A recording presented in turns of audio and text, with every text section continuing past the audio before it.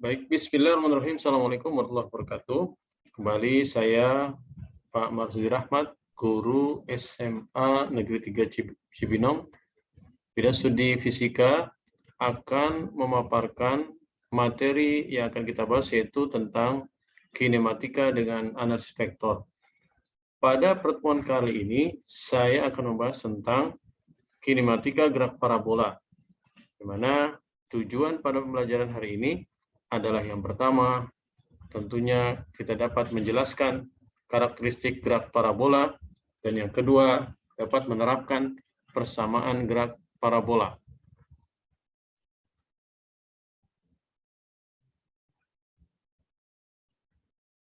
Gerak parabola. Apa itu gerak parabola? Gerak parabola yang biasa kita sebut sebagai gerak peluru, itu merupakan perpaduan antara gerak lurus beraturan atau GLB dengan gerak lurus berubah beraturan atau GLBB yang terdapat pada suatu bidang. Nah, gerak ini adalah gerak dua dimensi yang memiliki lintasan lengkung, seperti terlihat pada gambar sketsa seperti ini.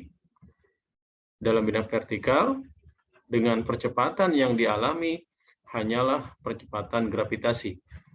Nah, dengan mengabaikan pengaruh gesekan udara, maka kita perhatikan model gerak parabola pada gambar berikut ini.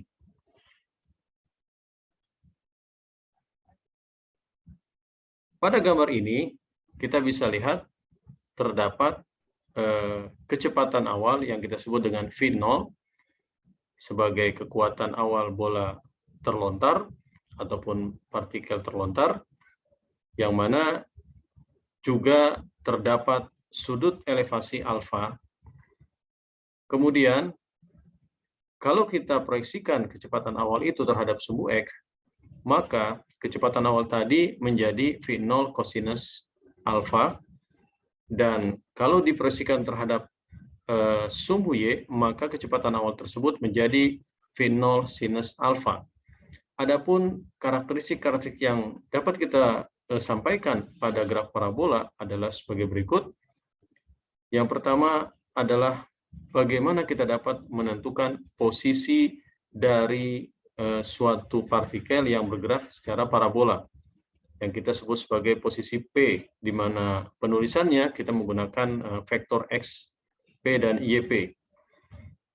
Yang selanjutnya terdapat titik tertinggi dari suatu gerak parabola, di mana ada pada saat titik tersebut kecepatan yang berarah sumbu Y bernilai 0, sementara hanya yang terdapat adalah kecepatan berarah sumbu X.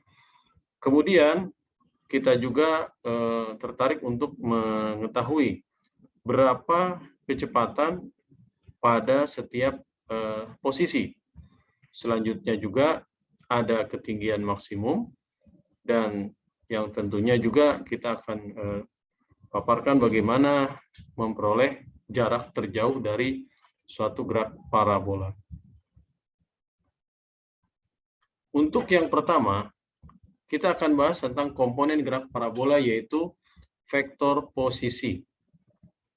Nah, vektor posisi lintasan berbentuk parabola itu disebabkan karena perpaduan dua macam gerak, yaitu gerak lurus beraturan GLB, yang pada itu adalah pada arah horizontal, dan gerak lurus vertikal, yaitu gerak lurus yang berubah beraturan atau GLBB.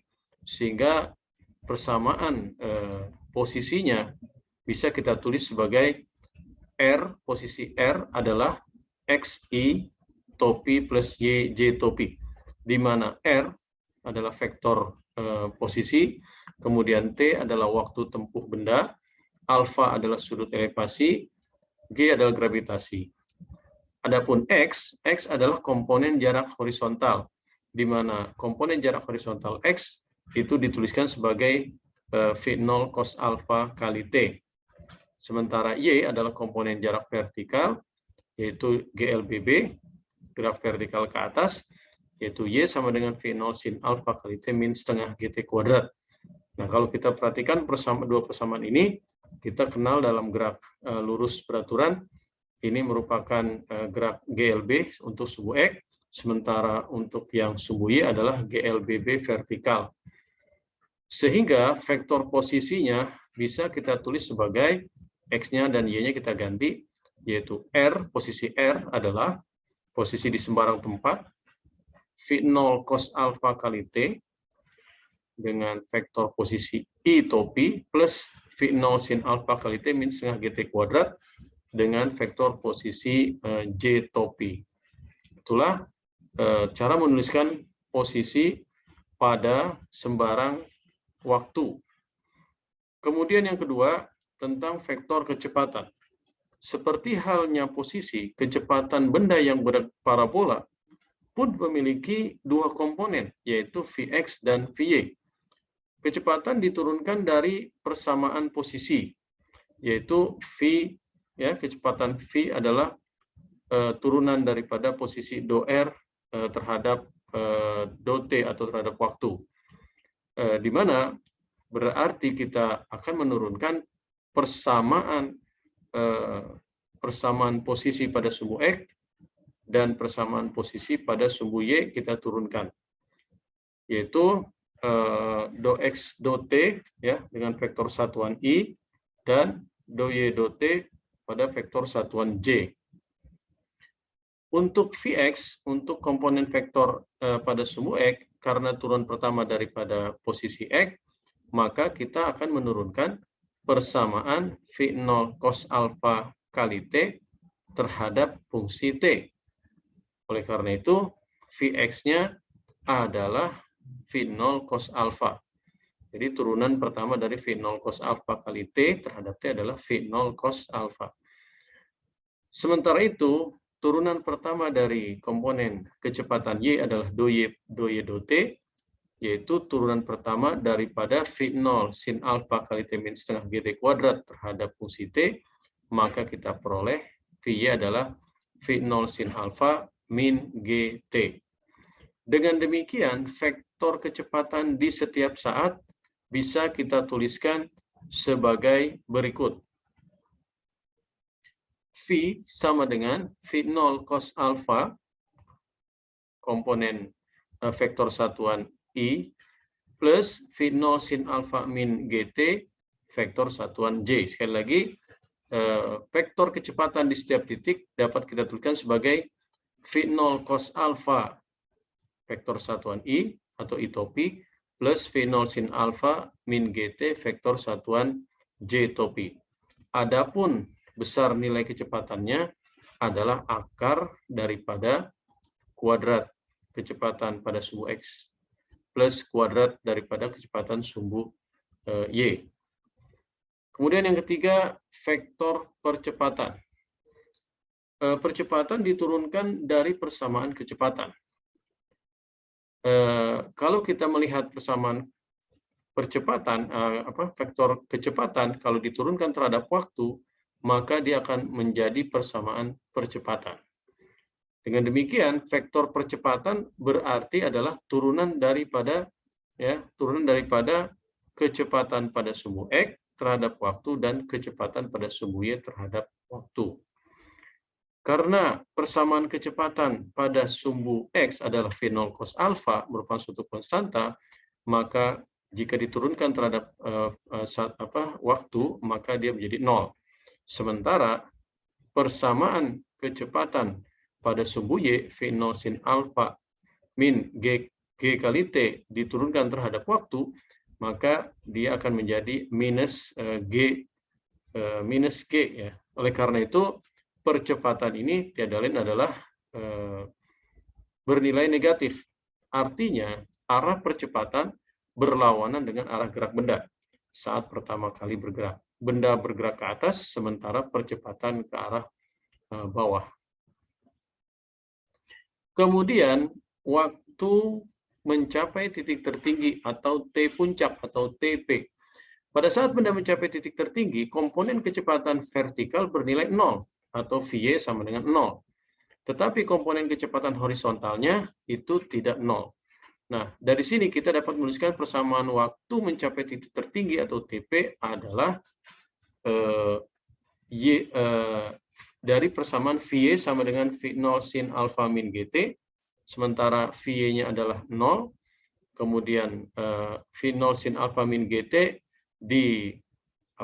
dipindah ruaskan, maka G kali T sama dengan V0 sin alfa.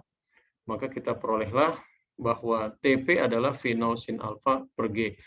Jadi waktu mencapai titik tertinggi dapat dihitung dengan mengetahui berapa kecepatan awal, kemudian berapa sinus daripada sudut elevasi, dan dibagi gravitasi bumi.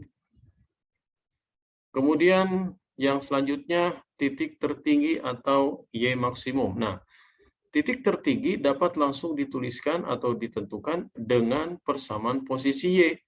Dengan waktu yang digunakan adalah waktu puncak tadi, yaitu Y maksimum adalah V0 sin alfa kali T puncak dikurangi setengah G T puncak pangkat 2. Kemudian,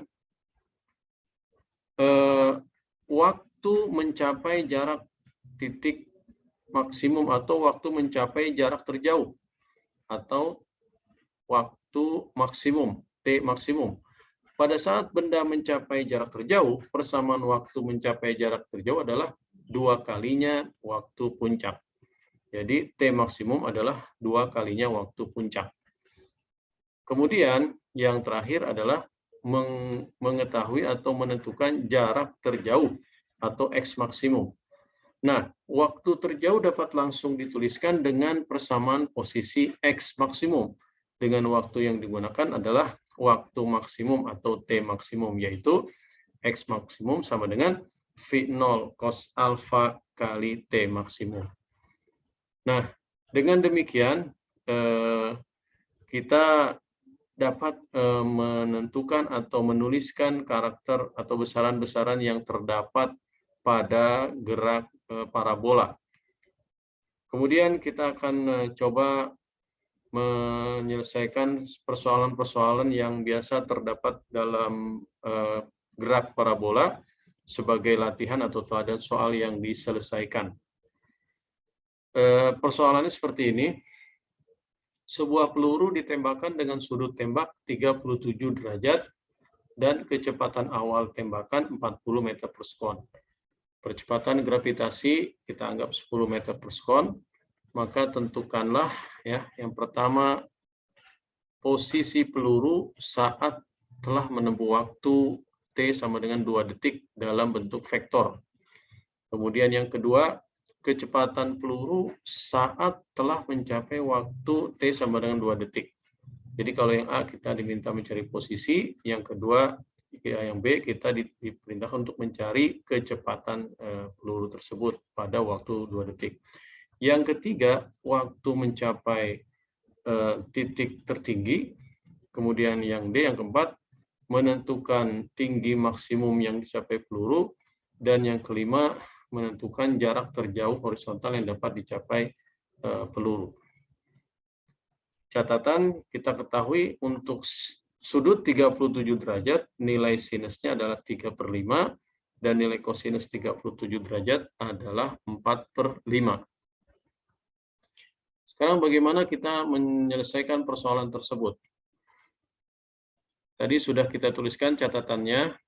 Nah, kemudian kita akan selesaikan bahwa dengan kondisi data-data yang diketahui bahwa ya sudut 37 derajat memiliki nilai sinus 3/5 dan kosinus 4/5, maka kita dapat menentukan posisi peluru saat telah menempuh waktu 2 detik atau T sama dengan 2 detik adalah dengan menuliskan cara vektor seperti ini, R sama dengan X I topi plus Y J topi. Tinggal kita ganti X-nya. X-nya adalah jarak horizontalnya, yaitu X V0 cos 37 derajat kali T, plus untuk jarak Y vertikalnya V0 sin 37 derajat kali T min setengah GT kuadrat.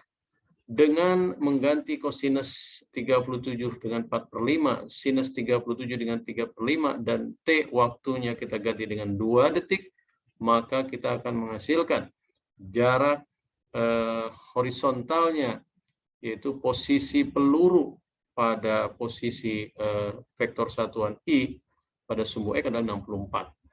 Dan pada vektor satuan J pada posisi Y adalah 28. Inilah arti daripada posisi peluru pada saat 2 detik. Kemudian bagaimana menentukan kecepatan peluru? Kalau tadi posisi peluru, sekarang kecepatan peluru. Nah, kecepatan peluru dapat kita tentukan pada saat waktu terbangnya itu 2 detik, yaitu dengan menuliskan V sama dengan V0, V sama dengan Vx ya, kecepatan pada sumbu X I topi plus Vy pada vektor satuan J topi. Dengan Vx adalah V0 cos 37 derajat dan Vy adalah V0 sin 37 derajat min G kali T. Dengan memasukkan nilai kosinus 37 derajat 4/5, sinus 37 derajat 3/5, dan gravitasi bumi 10, maka kita peroleh bahwa kecepatan dalam bentuk vektor adalah 32I plus 4J. Kemudian kita ingin menentukan berapa waktu mencapai titik tertinggi.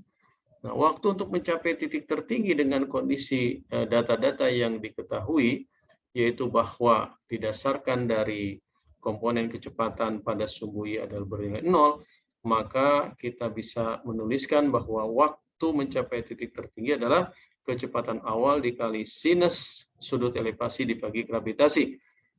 Oleh karena itu kita bisa menentukan bahwa waktu sampai puncaknya adalah 40 sebagai komponen kecepatan awal dikalikan sinus 37 derajat yang nilainya 35 dibagi dengan 10 gravitasi, maka diperoleh 2,4 detik. Artinya pada saat 2,4 detik itu peluru tersebut mencapai titik yang tertinggi.